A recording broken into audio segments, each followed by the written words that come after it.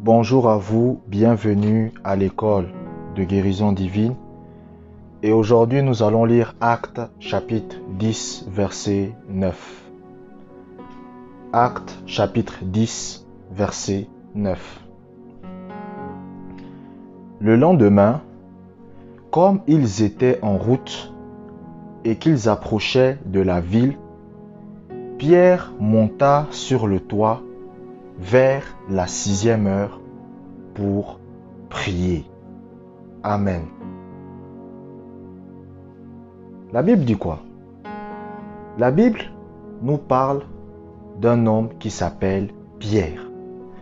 Vous savez, si vous voulez développer votre vie chrétienne, vous devez apprendre à recopier les gens qui ont réussi.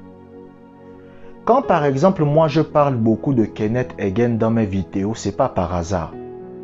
C'est parce que je sais que Kenneth Hagin est l'exemple d'un homme de Dieu qui a excellé dans le ministère. Vous comprenez? Donc, et c'est même pas seulement dans le domaine de la vie chrétienne, mais dans le domaine de la vie tout court. Vous devez apprendre à observer les gens qui réussissent dans un domaine et à les recopier tout simplement. C'est la même chose que le mariage. Vous allez remarquer que la plupart des filles qui divorcent ont commis les mêmes erreurs que leur maman. Je vous dis la vérité. C'est-à-dire que quand vous regardez certaines, elles reproduisent ce que leurs parents ont fait. Même la plupart des papas qui se comportent mal ou qui ont des problèmes, vous allez toujours remarquer qu'il a tout simplement recopié ce que ses parents ont fait. Dans la vie, vous devez apprendre à regarder les gens qui réussissent et à les recopier tout simplement. C'est tout. C'est pour ça par exemple que Benny Hinn a recopié Kathryn Kuhlman, Kenneth Hagin a recopié Smith Wigglesworth, Curry Blake a recopié John G. Lake. Ils ont recopié les gens qui ont réussi. Maintenant, voici un homme qu'on appelle Pierre. Vous savez, le Saint-Esprit n'a pas écrit ce passage dans la Bible par hasard. Il nous dit que Pierre se lève et il partait prier. Pourquoi? Le Seigneur nous révèle la source de la puissance de Pierre. La source de la puissance dans la vie de Pierre, qui faisait en sorte qu'il guérissait les malades, qui faisait en sorte que la guérison soit manifeste, c'était dû à sa vie de prière. La vie de prière que vous avez va déterminer la puissance de guérison qui coulera à travers vous. Vous savez, c'est comme un travail. Lorsque vous allez au travail, vous recevez ce qu'on appelle une rémunération. C'est-à-dire que le travail que vous effectuez va vous permettre de recevoir une paye. Vous comprenez? Et cette paye, vous pourrez ensuite l'utiliser, est-ce que vous comprenez? Pour faire ce dont vous avez besoin. C'est la même chose sur le plan spirituel. Lorsque vous avez une vie de prière, c'est-à-dire lorsque vous passez du temps dans la prière, qu'est-ce qui va se passer? Le Seigneur va vous payer. Et la paye de la bénédiction, c'est la puissance. En fait, vous devez comprendre que la puissance de guérison est déjà contenue en vous. Mais maintenant, la puissance de guérison contenue en vous va se développer alors que vous passez du temps avec Dieu. Vous savez, il y a des chrétiens, la délivrance vient du fait de passer du temps avec Dieu. Lorsque vous passez du temps avec Dieu, vous serez délivré. Est-ce que vous comprenez? Lorsque vous passez du temps avec Dieu, vous serez délivré.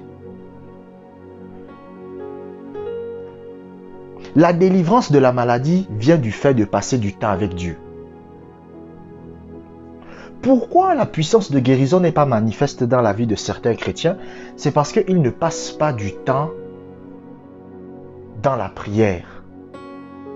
Écoutez, vous pouvez même prier 5 minutes par jour. Vaut mieux prier 5 minutes par jour, vous comprenez, plutôt que ne pas prier du tout. Vous pouvez prendre 5 minutes pour passer du temps avec Dieu.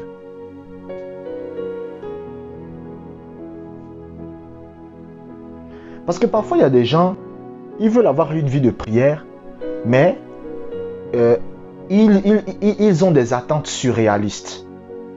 Vous commencez à avoir une vie de prière, vous ne pouvez pas commencer par prier 3 heures de temps. C'est pas possible. Vous comprenez? C'est comme voici quelqu'un qui n'a jamais couru. Et il veut courir 10 km. Il ne pourra pas. Vous comprenez? Donc, commencez petit à petit. C'est-à-dire commencer à prier 5 minutes, 10 minutes par jour. Et avec le temps, vous allez augmenter. Lorsque vous voulez pratiquer la présence de Dieu, commencez à pratiquer la présence de Dieu 10 minutes par jour. Vous 10 minutes le matin, 10 minutes le soir. 10 minutes de prière en langue, 10 minutes le matin, 10 minutes le soir. Et avec le temps, ça va augmenter. Pourquoi vous avez besoin de passer du temps avec Dieu? Parce que le fait de passer du temps avec Dieu développe la puissance de Dieu en vous. Et cette puissance peut être ensuite utilisée pour guérir les malades, y compris votre propre corps. Cette puissance peut être aussi utilisée pour la délivrance.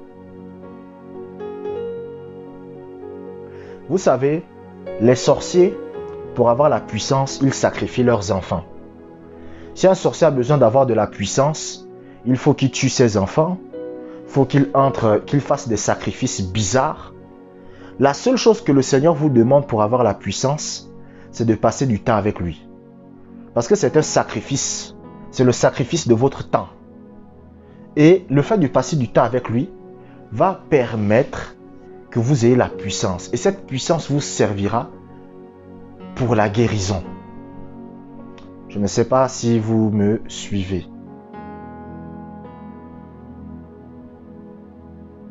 Nous allons lire un deuxième passage biblique. Matthieu chapitre 9, verset 22. Matthieu chapitre 9, verset 22. Jésus se retourna et dit, en la voyant, « Prends courage, ma fille. Ta foi t'a guérie. » Et cette femme fut guérie à l'heure même. Cette femme, c'était la femme à la perte de sang. La femme à la perte de sang a été guérie à cause de la foi qu'elle avait. La femme à la perte de sang n'a pas été guérie par chance. Elle n'a pas été guérie à cause de la chance. La guérison divine dans la vie de quelqu'un ne se produit pas par la chance. Elle se produit à cause de la foi de la personne. La foi est l'élément qui permet aux bénédictions de Dieu dans le lieu spirituel de se manifester sur le plan physique. J'ai écouté le témoignage de Papa Karambiri qui dit qu'il avait de l'eau dans les poumons. Mais malgré qu'il avait de l'eau dans les poumons, il est parti évangéliser. C'est agir par la foi. Et un beau jour, il se lève comme ça. L'eau dans les poumons a disparu. Vous comprenez? Pourquoi? Parce qu'il a agi par la foi.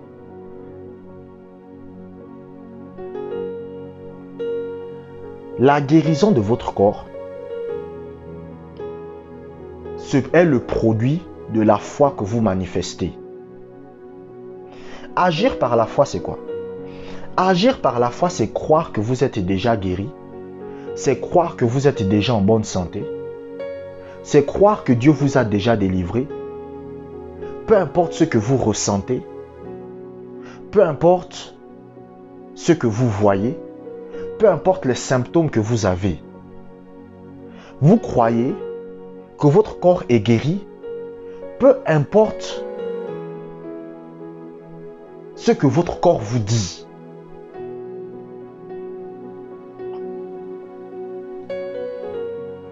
Les gens confondent la foi et l'espérance.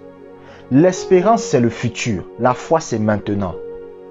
Je répète, l'espérance, c'est le futur. Quand vous voulez que Dieu fasse quelque chose dans le futur, c'est ce qu'on appelle l'espérance. L'espérance, c'est quoi? L'espérance, c'est croire que dans le futur, Dieu va agir. La foi, c'est pas croire que Dieu va agir dans le futur. La foi, c'est croire que Dieu a déjà agi maintenant. La foi, c'est croire que vous êtes guéri maintenant. La foi, c'est croire que vous êtes en bonne santé maintenant.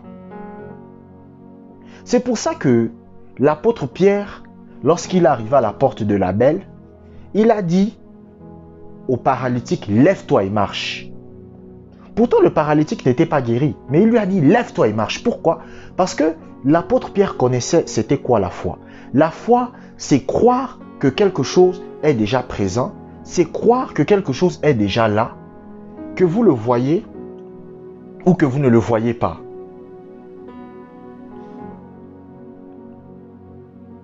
Un jour, le pasteur T.L. Osborne a prié pour un frère. Et lorsque le pasteur T.L. Osborne prie pour le frère, le frère dit, je crois que Dieu va me guérir. Et le pasteur T.L. Osborne lui a dit, pourquoi tu crois que Dieu va te guérir? Il va dire, je crois que Dieu va me guérir parce que je sens la puissance de Dieu dans mon corps. Et c'est là que le pasteur T.L. Osborne lui a dit, c'est pas la foi ça. Il a dit au gars, que tu le sentes ou que tu le sentes pas, tu es déjà guéri. Donc beaucoup de chrétiens ont ce problème-là. Parce qu'aujourd'hui, on enseigne aux chrétiens à être des hommes de l'espérance, des femmes de l'espérance, au lieu d'être des hommes de foi. La foi, c'est maintenant. La foi, c'est croire que vous avez quelque chose maintenant. Il y a une sœur, elle m'a contacté. Elle m'avait contacté par mail. Elle a envoyé le mail. Elle m'a dit, Josué, j'ai des migraines bizarres. J'arrive plus à me déplacer. Ça ne va pas. Tout ça, tout ça. J'ai dit, pas de souci. J'ai dit, je vais prier par rapport à ça. J'ai prié. Ensuite, j'ai envoyé le mail à la dame pour lui dire que ça y est, c'est fait. J'ai prié, c'est bon. Et le lendemain, elle m'a envoyé le message. Elle m'a dit, j'ai été délivré de mes migraines. Parce que j'ai cru qu'au moment même où je priais, Dieu exauçait ma prière. C'est ça le problème des chrétiens. C'est-à-dire qu'ils prient et ils n'arrivent pas à croire que Dieu les a exaucés maintenant. Lorsque vous priez pour la guérison, lorsque vous déclarez la guérison, vous devez croire que la guérison se produit au moment même là où vous priez. Au moment même là où vous priez, vous devez croire que la guérison se produit. Au moment même là où vous déclarez la guérison, vous devez croire que la guérison se produit. Au moment même. Mais la plupart des chrétiens, ce n'est pas au moment même.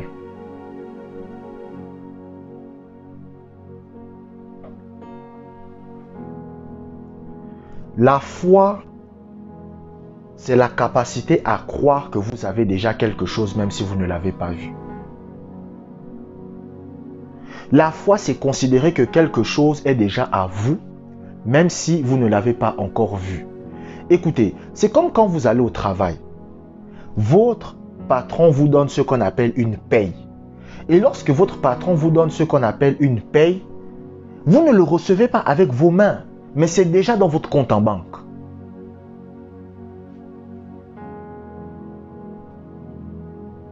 C'est ça qu'on appelle la foi. La foi, c'est croire que vous avez déjà quelque chose, même si vous ne l'avez pas encore vu.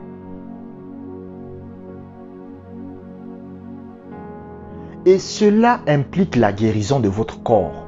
Donc vous devez croire que vous êtes déjà guéri, que vous êtes déjà en bonne santé, malgré les symptômes que vous pouvez ressentir. Amen. Alléluia.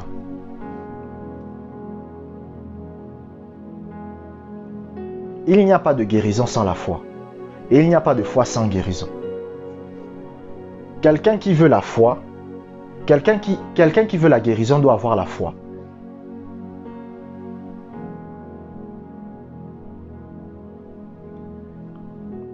Abonnez-vous pour des prochaines vidéos. Que la grâce du Seigneur soit avec vous.